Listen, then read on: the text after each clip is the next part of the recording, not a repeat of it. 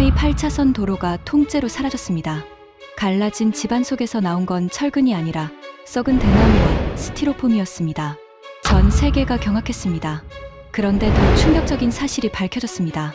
한국이 72시간 전에 이 재난을 경고했지만 중국이 소국의 기술이라며 묵살한 겁니다. 중국 수리부 30년 감찰관의 폭로에 9만 8천 개의 댐의 비밀이 드러났습니다. 그 충격적인 전말을 지금 공개합니다. 시작하기 전 구독과 좋아요, 그리고 대한민국 화이팅 댓글로 한국을 응원해주세요. 제 이름은 천회이고 중화인민공화국 수리부 대만정관리센터에서 30년간 수석감찰관으로 근무한 사람입니다. 댐이라는 것은 여러분이 생각하는 것보다 훨씬 위험한 구조물입니다. 수십억 톤의 물을 콘크리트 벽 하나로 막고 있는 거니까요. 그래서 감찰관의 역할은 단순합니다. 그 벽에 금이 가지 않았는지, 속이 비어있지 않은지 목숨을 걸고 확인하는 겁니다. 30년간 제 손을 거쳐간 댐만 1200개가 넘습니다. 중국 전역에 흩어져 있는 크고 작은 댐 9만 8천여 개 가운데 대형 댐 대부분을 직접 두 눈으로 점검했습니다. 삼엽댐의 내부 균열 검사도 제가 했고 남수북쪽 프로젝트의 수로 안전성 평가에도 제 서명이 들어가 있습니다. 솔직히 자부심이 대단했습니다. 중국은 세계에서 가장 많은 댐을 보유한 나라입니다. 삼엽댐 하나만 해도 연간 발전량 1천억 킬로와트시, 저수 용량 393억 세제곱미터. 미국의 후보댐이 아이들 장난감처럼 보이는 규모죠. 이런 거대한 인프라를 운영하는 나라의 수석감찰관이라는 타이틀은 세계 어디를 가도 명함 한 장으로 자리를 잡을 수 있는 무게가 있었습니다.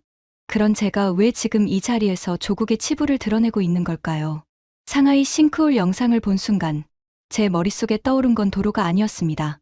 9만 8천 개의 댐이었습니다. 도로 밑에 대나무와 스티로폼이 들어갔다면 그보다 10배, 100배 더 큰 예산이 투입된 댐 내부에는 과연 무엇이 들어가 있을까? 저는 그 답을 알고 있었습니다. 30년간 목격하고도 입을 다물어야 했던 그 끔찍한 답을. 하지만 이 이야기를 하기 전에 먼저 제가 왜 수리부에 들어갔는지부터 말씀드려야 합니다. 그것은 반세기 전 제 아버지가 겪은 지옥에서 시작됩니다. 제 아버지 천수리는 허난성 주마덴시 수입핑연 출신입니다. 양쯔강 이북, 끝없이 펼쳐진 평야 한가운데에 위치한 조용한 농촌 마을이었죠. 아버지는 그곳에서 태어나 자랐고 할아버지와 할머니, 삼촌 세 분과 함께 벼농사를 지으며 평범하게 살고 있었습니다. 반차오댐은 그 마을에서 상류로 약 40km 떨어진 곳에 있었습니다.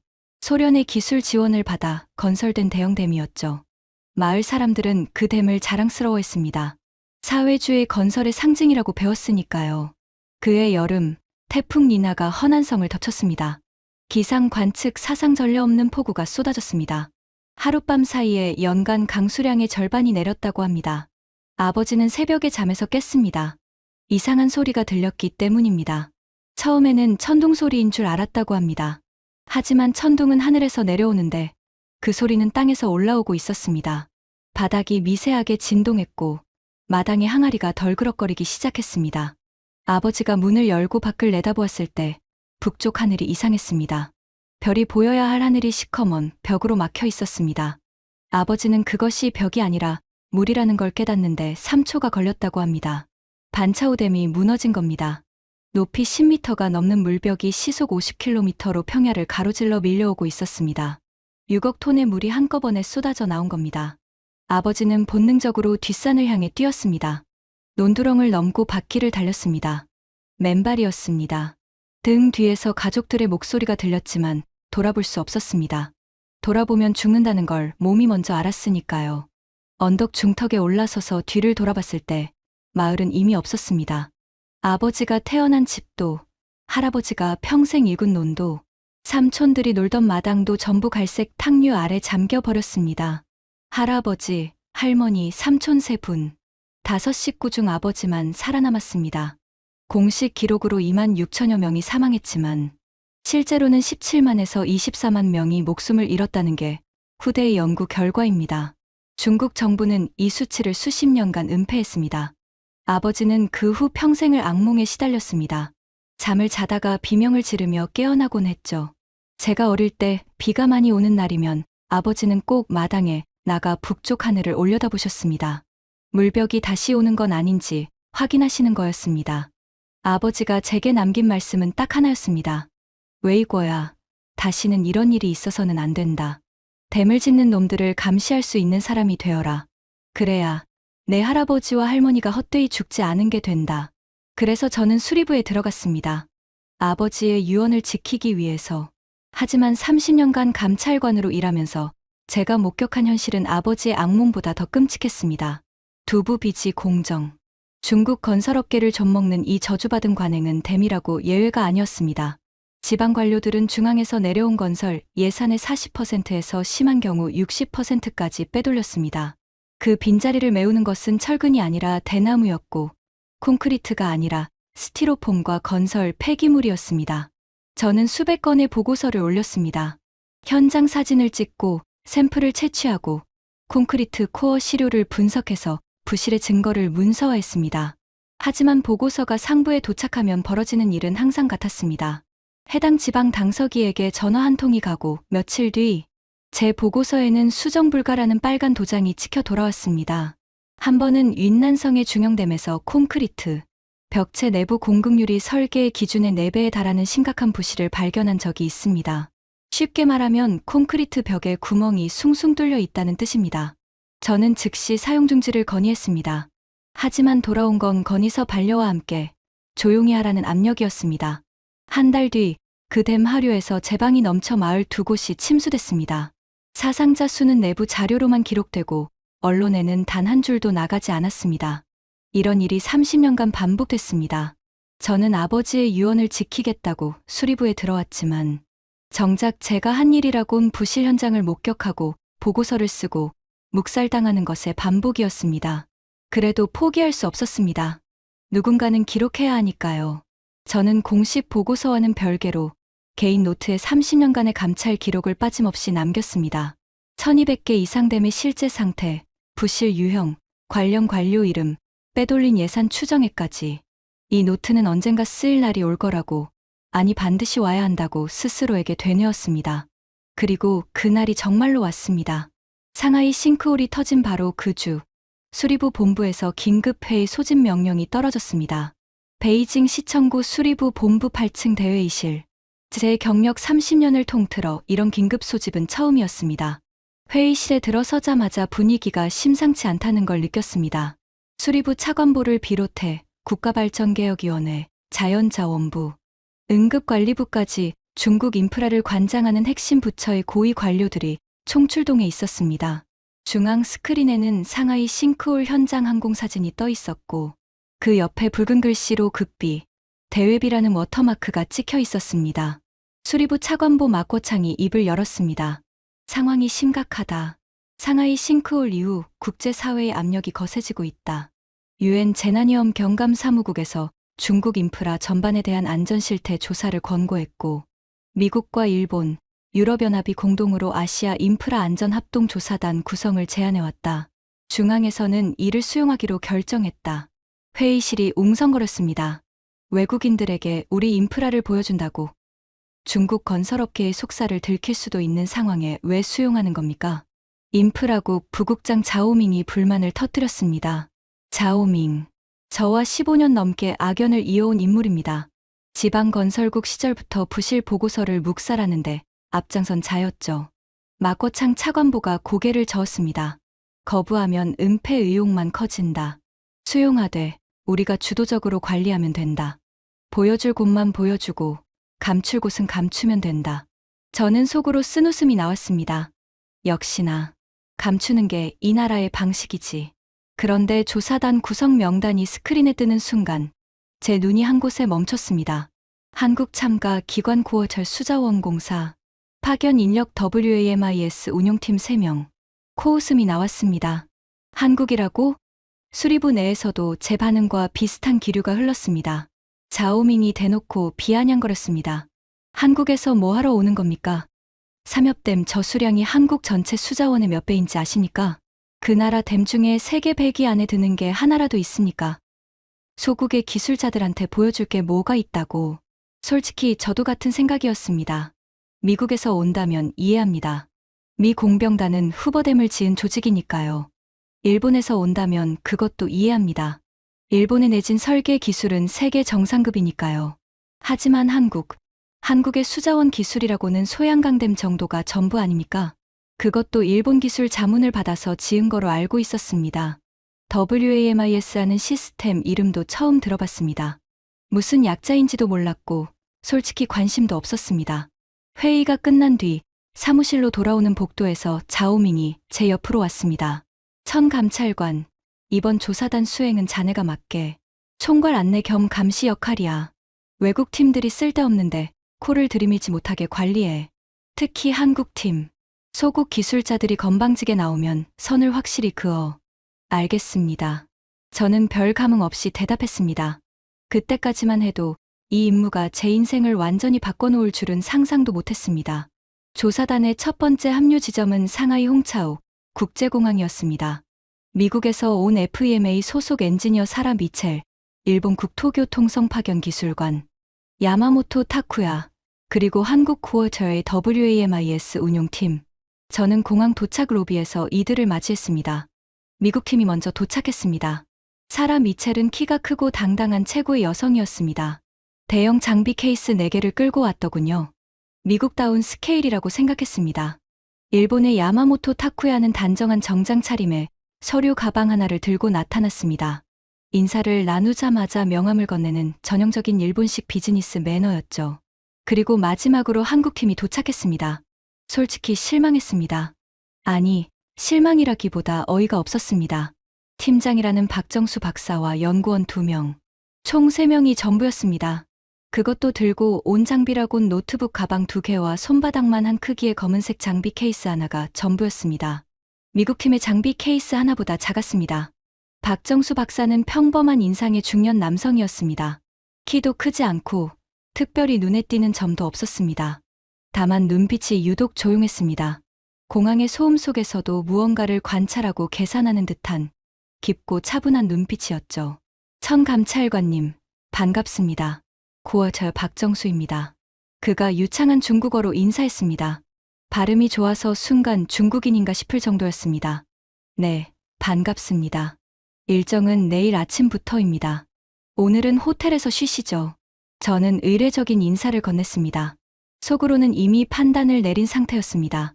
장비도 빈약하고 인원도 적고 소국에서 온 기술자 셋이 중국 인프라를 뭘 안다고 나선 건지 아마 관광 겸 출장 온 거겠지. 야마모토도 비슷한 생각이었던 모양입니다. 한국팀이 지나간 뒤 그가 제게 슬쩍 다가와 일본어 억양이 섞인 중국어로 속삭였습니다. 천 감찰관, 한국팀 장비가 저게 전부입니까? 혹시 나머지는 따로 오는 건지요? 아마 저게 전부일 겁니다. 야마모토가 살짝 코웃음을 쳤습니다. 우리 국토교통성에서 파견 나갈 때는 장비 트럭이 따로 갑니다. 한국은 아직 이런 국제조사 경험이 부족한 것 같군요. 저도 동의한다는 듯 고개를 끄덕였습니다.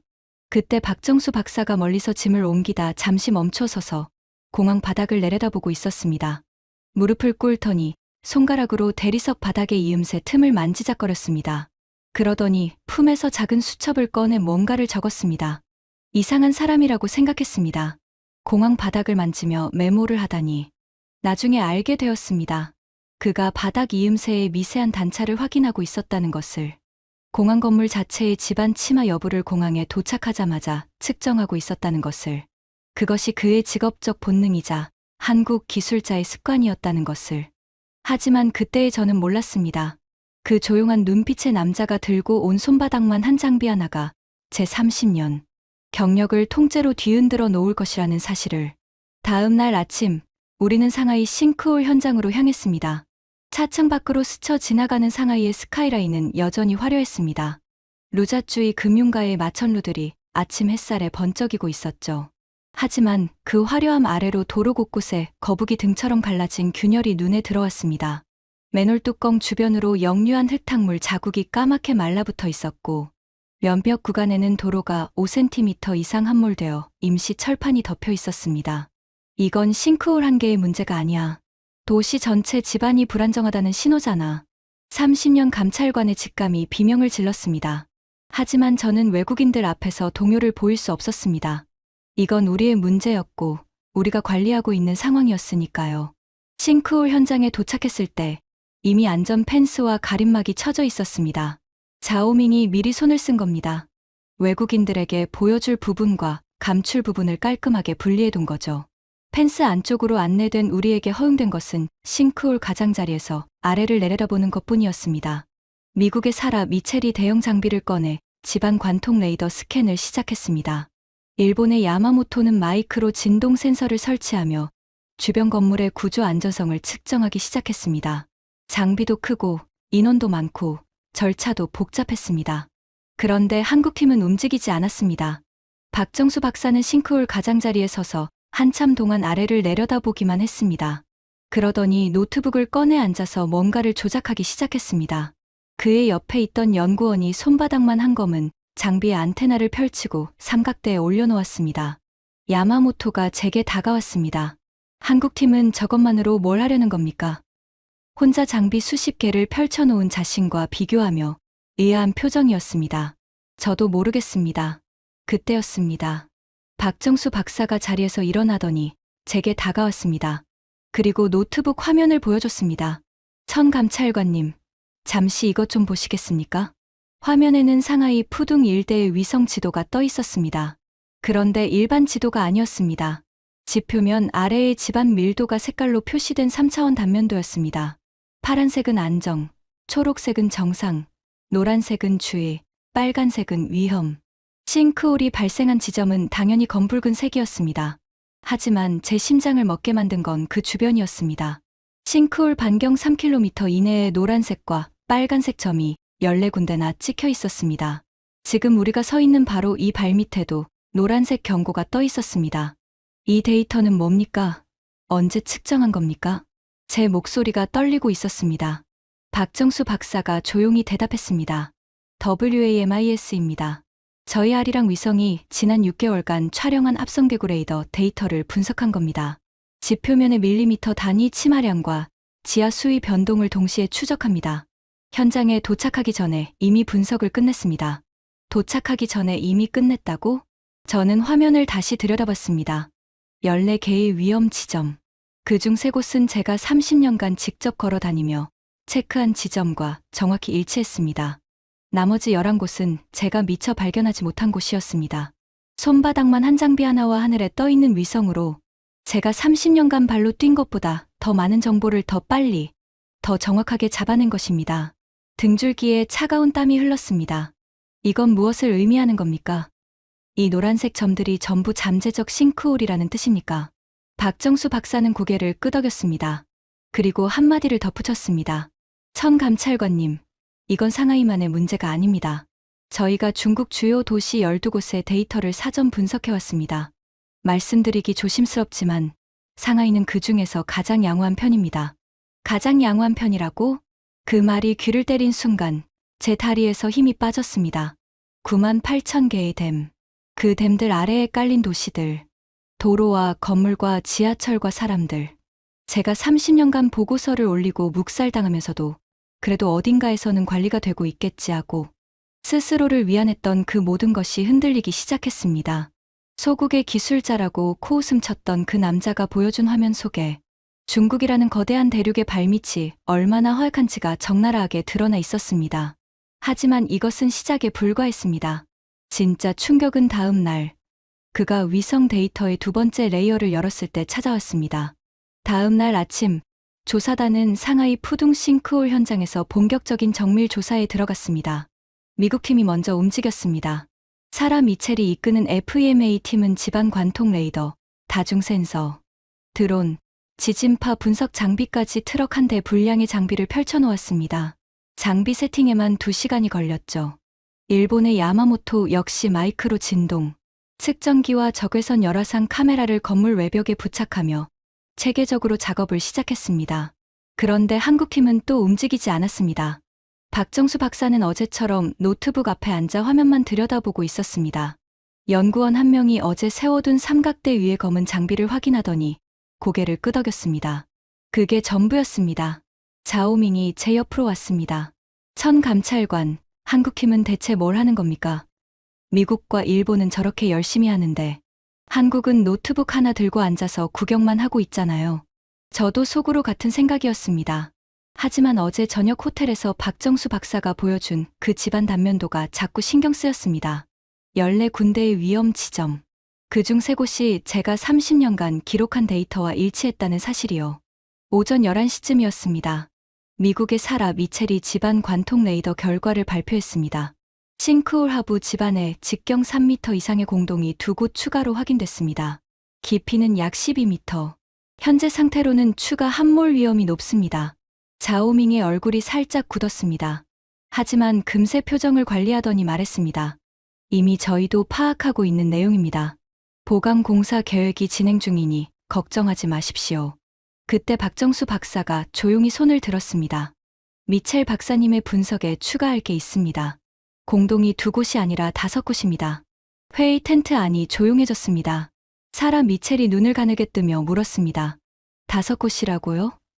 저희 GPR 장비로는 2곳만 잡혔는데 근거가 뭡니까? 박정수 박사가 노트북을 돌려 보여줬습니다. 저희 아리랑 위성의 인터페로메트리 기법으로 측정한 지표면 변이 데이터입니다. 지난 6개월간 이 일대의 지표면이 밀리미터 단위로 침하한 패턴을 추적했습니다. GPR은 현재 시점의 단면을 보여주지만 위성 데이터는 시간축의 변화를 보여줍니다. 2곳은 이미 공동이 형성됐고 나머지 3곳은 지금 형성 중입니다. 한두 달 안에 추가 함몰이 발생할 겁니다. 사라 미첼이 자리에서 일어나 노트북 화면을 가까이 들여다봤습니다. 화면에는 6개월간의 지표면 변이가 시간순으로 애니메이션처럼 재생되고 있었습니다. 파란색에서 시작해 노란색, 주황색, 빨간색으로 점점 색이 진해지는 5개의 점. 사라 미첼의 표정이 변했습니다. 처음 보는 표정이었습니다. 대형 장비 4대를 동원한 미국 팀이 발견하지 못한 것을 노트북 하나와 위성 데이터로 잡아낸 겁니다.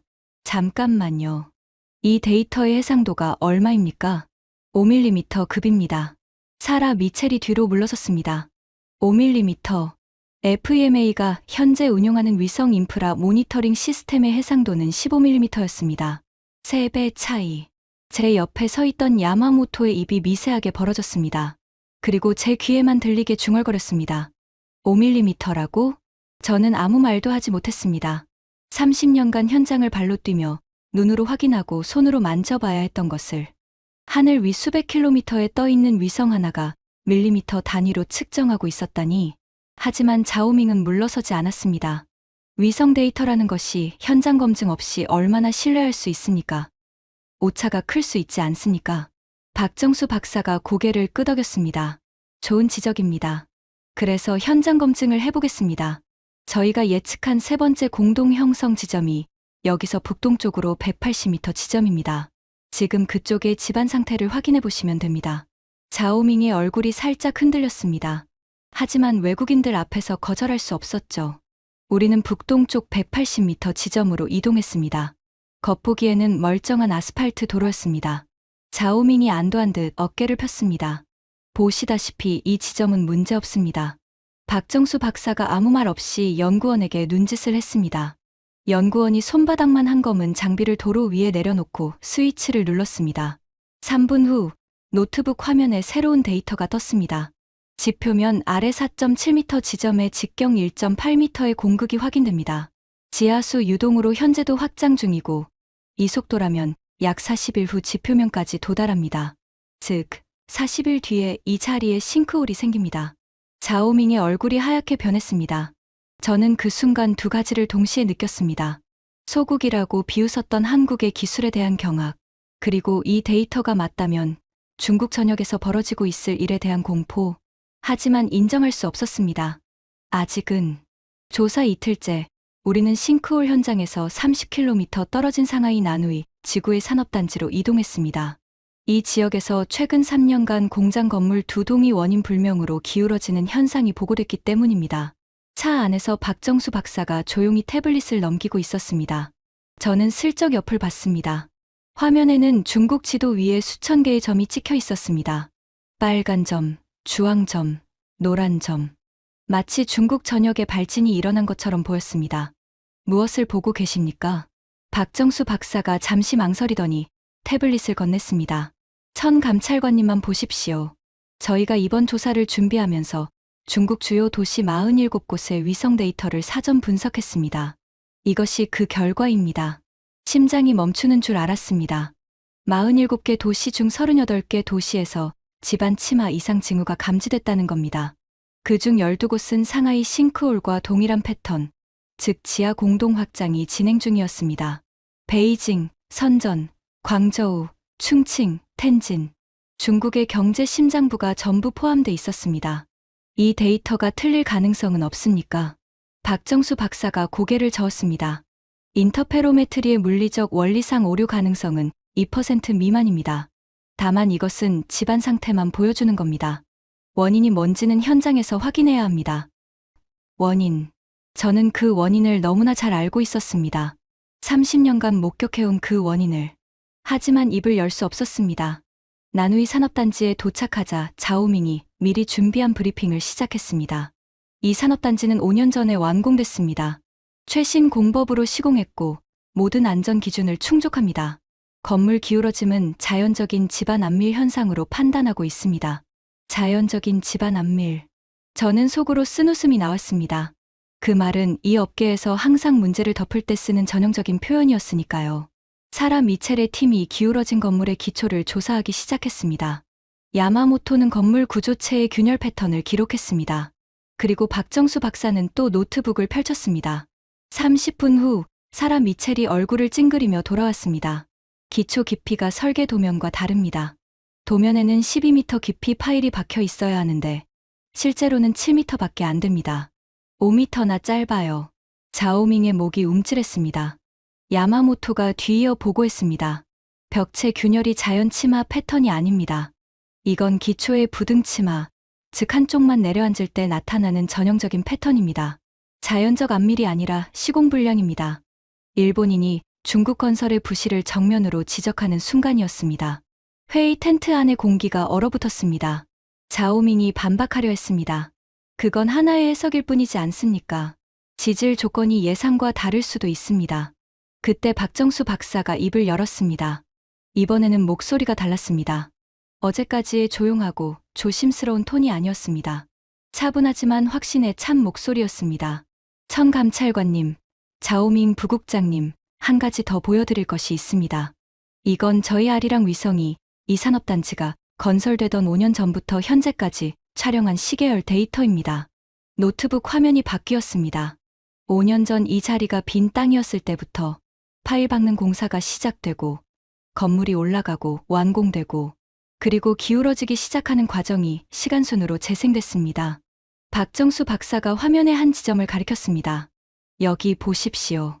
건설 3차 연도의 파일 작업이 진행되는 구간인데 위성 열적외선 영상에서 콘크리트 양생 온도가 비정상적으로 낮습니다. 정상적인 시멘트 배합이라면 양생 과정에서 수화열이 발생해 일정 온도 이상이 되어야 합니다. 하지만 이 구간은 주변보다 섭씨 8도나 낮습니다. 사라 미첼이 끼어들었습니다. 그게 뭘 의미하는 겁니까? 시멘트 함량이 기준치보다 현저히 부족하다는 뜻입니다. 쉽게 말하면 콘크리트에 시멘트를 적게 넣고 모래와 자갈을 많이 넣었다는 겁니다. 원가를 줄이기 위해서요. 텐트 안이 완전히 침묵했습니다. 저는 손이 떨리기 시작했습니다. 위성이 하늘에서 내려다보며 콘크리트의 시멘트 함량 부족까지 잡아낼 수 있다는 사실도 충격이었지만 그보다 더 충격적인 것은 이 기술이 있었다면 제가 30년간 목격한 모든 부실을 실시간으로 잡아낼 수 있었다는 사실이었습니다. 보고서를 올릴 필요도 없었을 겁니다. 묵살당할 일도 없었을 겁니다. 위성이 찍은 데이터는 거짓말을 하지 않으니까요. 누군가 빨간 도장을 찍어서 지워버릴 수도 없으니까요. 자오밍이 터졌습니다. 이건 중국의 내부 문제입니다. 외국팀이 우리 건설 현장의 시공 품질까지 간섭하는 것은 월권 아닙니까? 박정수 박사는 아무런 감정 없이 대답했습니다. 저희는 간섭하러 온 것이 아닙니다. 데이터를 보여드리는 겁니다. 이 데이터를 어떻게 활용하실지는 중국 측의 판단입니다. 야마모토가 자오밍을 바라보며 말했습니다. 자오밍 부국장, 저도 이 데이터를 본 이상 일본 정부에 보고하지 않을 수 없습니다. 이 산업단지에 일본 기업의 공장도 입주해 있거든요. 우리 국민의 안전 문제입니다. 자오밍의 입술이 파르르 떨렸습니다. 사면 초가였습니다.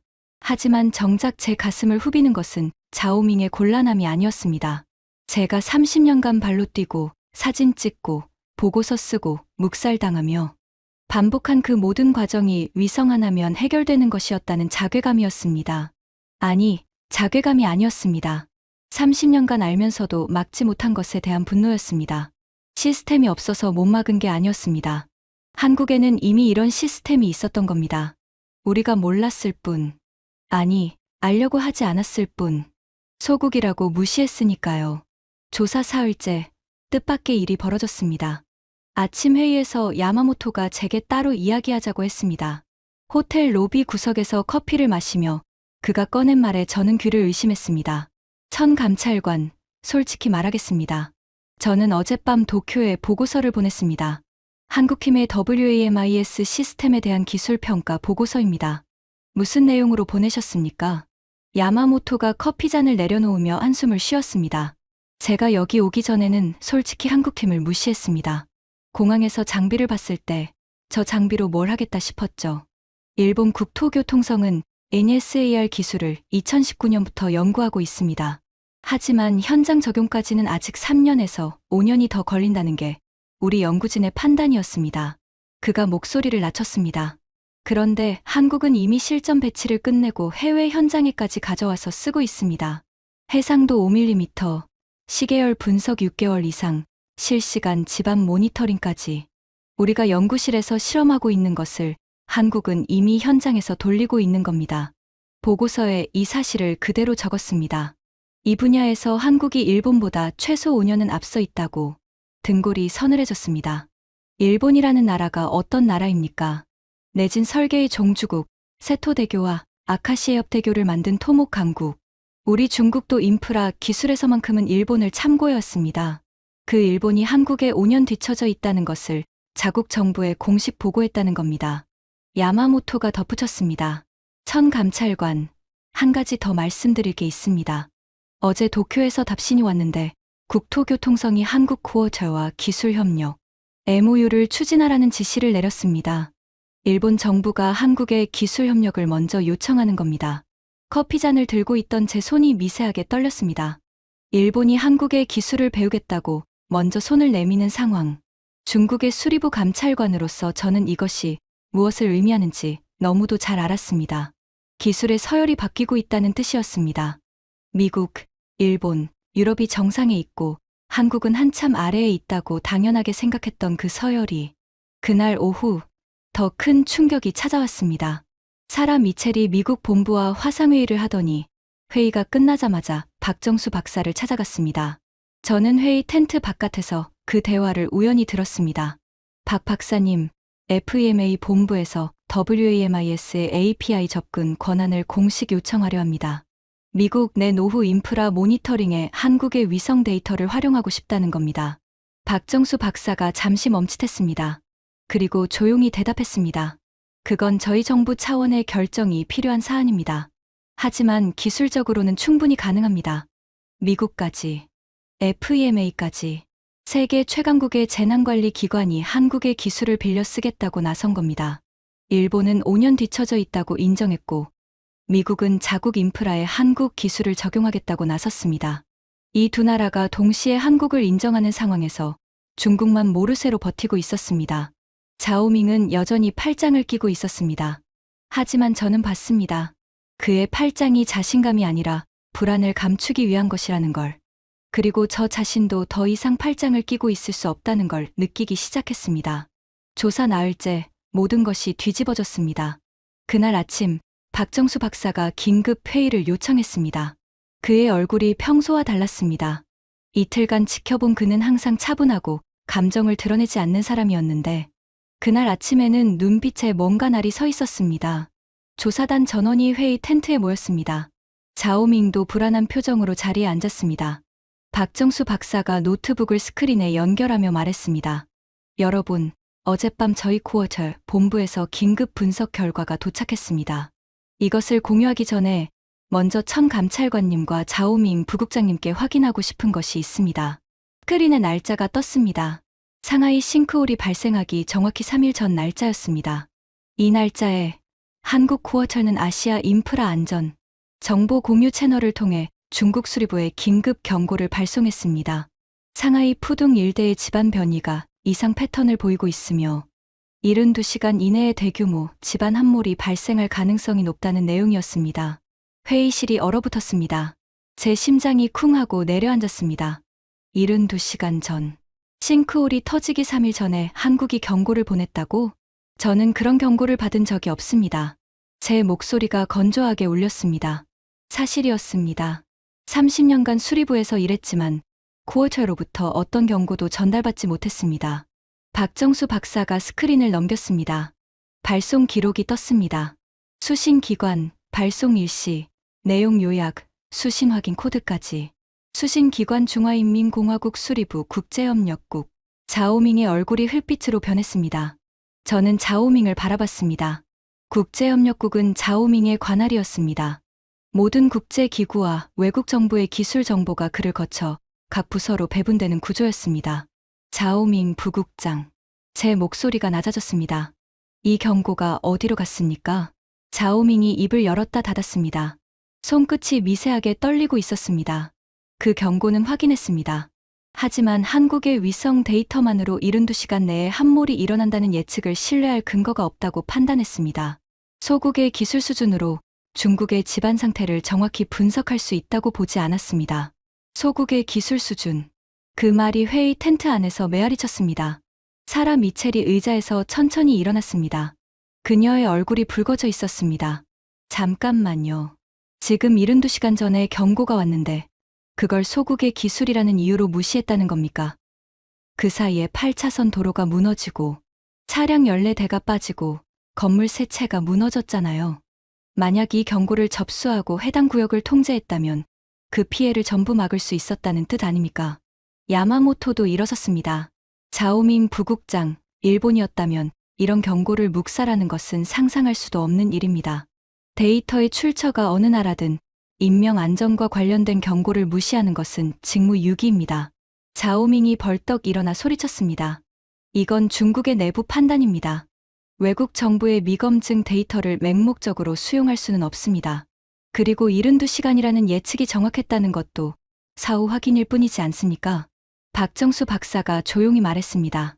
미검증이 아닙니다. 어제와 그제 저희가 현장에서 보여드린 모든 데이터가 WAMIS 시스템의 분석 결과였습니다. 5개의 추가 공동 예측, 40일 뒤 싱크홀 예측, 콘크리트 시멘트 함량 부족 탐지. 모두 같은 시스템에서 나온 겁니다. 이 시스템이 72시간 전에 보낸 경고도 같은 정확도를 가지고 있습니다. 텐트 안의 모든 시선이 자오밍에게 쏠렸습니다. 저는 30년간 참아왔습니다. 보고서를 묵살당해도, 빨간 도장을 찍어 돌려보내도, 그래도 나라를 위해서, 아버지의 유언을 위해서 참았습니다. 하지만 이것은 참을 수 없었습니다. 72시간이었습니다. 3일. 싱크홀이 터지기 3일 전에 외국의 기술자가 우리나라의 위험을 미리 알려줬는데 우리는 그걸 소국이라는 이유로 쓰레기통에 버린 겁니다. 자오밍 부국장. 저는 자리에서 일어섰습니다. 30년 만에 처음으로 상관에게 공개적으로 반기를 드는 순간이었습니다. 제가 이 자리에서 하나 말씀드립니다. 이 경고를 묵살한 것은 자오밍 부국장의 단독 판단이 아닙니다. 우리 수리부 전체의 구조적 문제입니다. 저도 처음에 한국팀을 무시했습니다. 소국의 기술자라고 생각했습니다. 하지만 지난 나흘간 제가 목격한 것은 이 소국의 기술이 우리의 30년 경력보다 정확하고 우리의 대형 장비보다 강력하고 우리의 판단보다 옳았다는 사실입니다. 자오밍이 저를 노려봤습니다. 천 감찰관, 당신 지금 뭐 하는 겁니까? 30년간 못한 말을 하는 겁니다. 회의 텐트 안이 조용해졌습니다. 사라 미첼과 야마모토가 숨을 죽이고 지켜봤습니다. 박정수 박사만 표정 변화 없이 노트북 화면을 바라보고 있었습니다. 하지만 저는 봤습니다. 그의 손가락 끝이 미세하게 떨리고 있는 것을. 이 조용한 기술자도 소국의 기술이라고 묵살당했을 때 아무런 감정이 없었던 건 아니었구나. 그 순간 깨달았습니다. 그날 밤, 저는 잠을 이룰 수 없었습니다. 호텔 침대에 누워 천장을 바라보며 아버지의 목소리가 계속 머릿속에서 울렸습니다. 웨이거야, 다시는 이런 일이 있어서는 안 된다. 다시는 이런 일이 있어서는 안 된다. 하지만 있었습니다. 계속 있었습니다. 30년간 있어왔고, 제가 목격했고, 제가 보고했고, 그리고 제 보고서는 매번 묵살당했습니다. 새벽 3시, 저는 결심했습니다. 아침에 호텔 로비에서 박정수 박사를 만났습니다.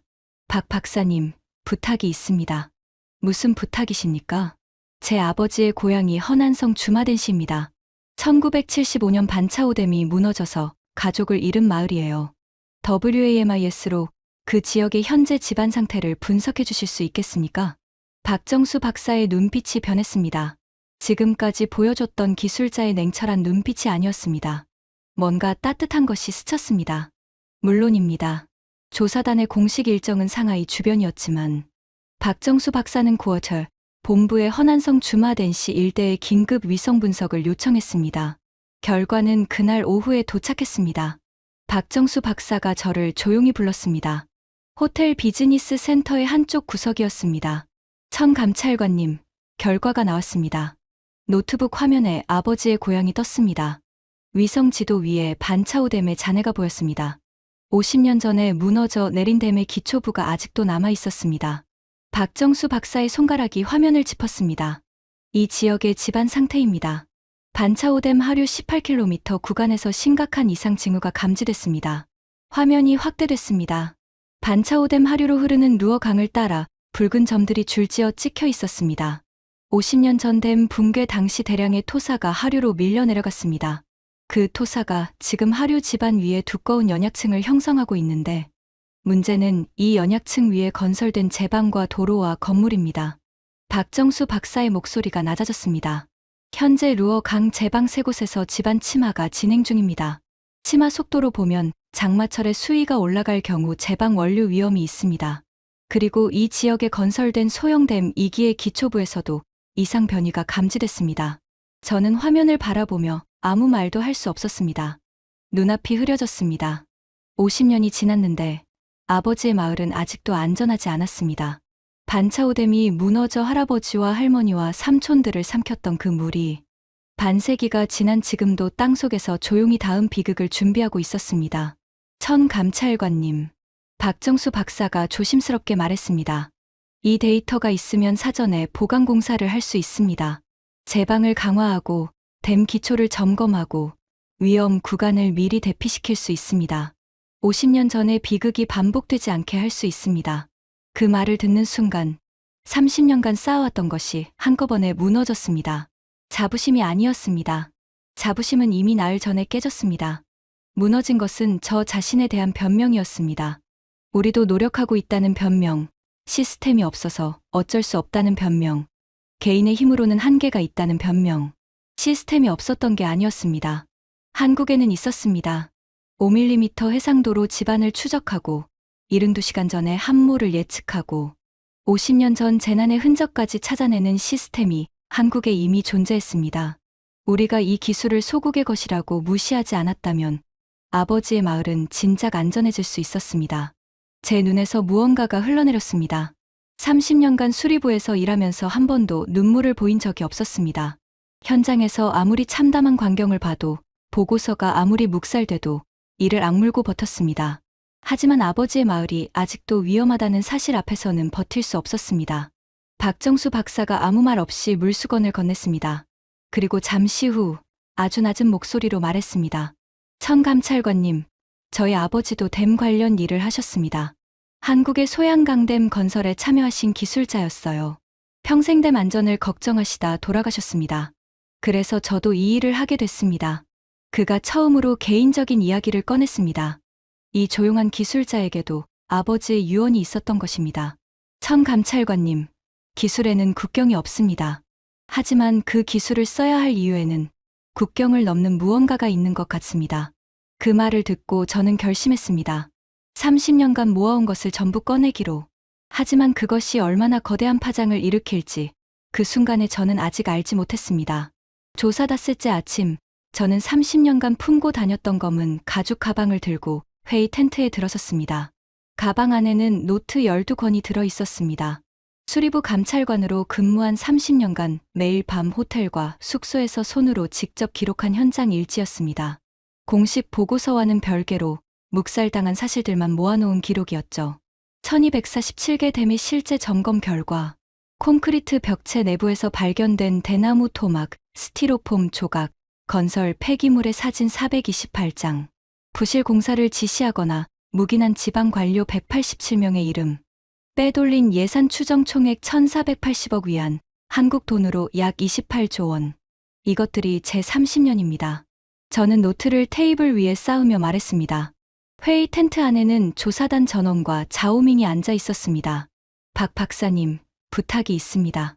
WAMIS 시스템으로 제 노트에 기록된 댐들의 현재 상태를 분석해 주실 수 있겠습니까? 박정수 박사가 노트를 들여다봤습니다. 30년간의 기록이 빼곡히 적힌 노트를 한 장 한 장 넘기는 그의 손가락이 점점 느려졌습니다. 기술자의 눈이었지만 그 안에 뭔가가 흔들리고 있었습니다. 30년간 한 사람이 혼자서 기록해온 것에 무게를 읽어내고 있는 것 같았습니다. 분석 가능합니다. 다만 1247개 전체는 시간이 걸립니다. 위험도가 높은 순서대로 상위 50개를 먼저 분석하겠습니다. 쿼터 본부에 긴급 분석이 요청됐습니다. 아리랑 위성의 아카이브 데이터와 실시간 데이터가 동시에 가동됐습니다. 결과는 4시간 만에 도착했습니다. 스크린에 결과가 뜨는 순간 회의 텐트 안의 공기가 사라진 것 같았습니다. 상위 50개의 댐 중 37개에서 구조적 이상이 감지됐습니다. 이 중 14개는 즉각 보강이 필요한 위험 등급이고 4개는 긴급 사용 중지를 권고합니다. 박정수 박사의 목소리는 평소처럼 담담했지만 화면에 뜬 숫자들은 담담할 수 없는 것이었습니다. 74%, 상위 50개 댐의 74%가 비정상이라는 뜻이었습니다. 그리고 더 충격적인 것은 다음이었습니다.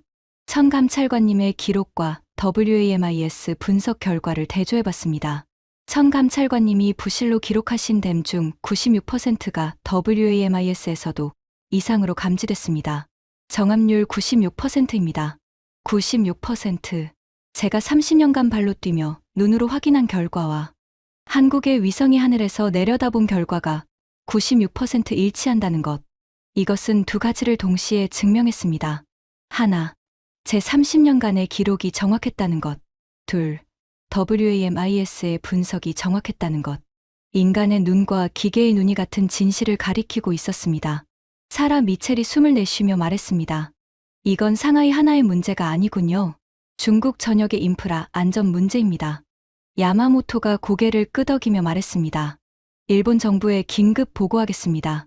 이 규모의 인프라 위험은 주변국 안보에도 직결됩니다. 댐이 무너지면 하류의 홍수가 국경을 넘을 수 있으니까요. 자오밍이 벌떡 일어났습니다. 이 자료를 외부에 유출하는 것은 국가기밀 누설입니다. 천 감찰관, 당신 지금 뭘 하는지 알고 있는 겁니까? 저는 자오밍을 똑바로 바라봤습니다. 알고 있습니다. 30년 만에 제가 해야 할 일을 하는 겁니다.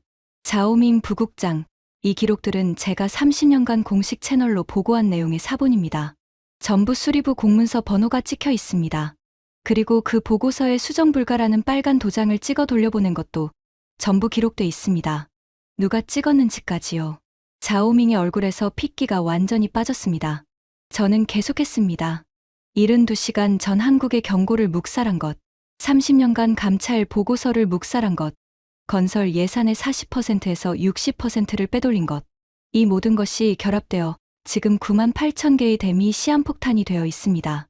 더 이상 감출 수 없습니다. 자오밍이 저를 노려봤습니다. 하지만 그의 눈에서 분노가 아닌 공포가 일었습니다. 이것이 알려지면 어떻게 되는지 아십니까? 저는 고개를 끄덕였습니다. 알려지지 않으면 어떻게 되는지도 압니다. 1975년에 한 번 일어난 일이 또 일어납니다. 다만 이번에는 반차오댐 하나가 아니라 수십 개, 수백 개가 동시에 문제를 일으킬 수 있습니다. 자오밍 부국장, 17만 명이 죽은 게 한 번이면 충분하지 않습니까? 텐트 안이 완전히 침묵했습니다. 자오밍이 천천히 의자에 주저앉았습니다. 두 손으로 얼굴을 감쌌습니다. 어깨가 미세하게 떨리고 있었습니다. 한참이 지나서 자오밍이 손을 내리며 말했습니다. 목소리가 완전히 달라져 있었습니다. 천 감찰관, 중앙에 보고하겠습니다. 그것이 자오밍의 항복이었습니다. 박정수 박사가 조용히 스크린을 전환했습니다. 천 감찰관님, 자오밍 부국장님, 한 가지 더 말씀드리겠습니다.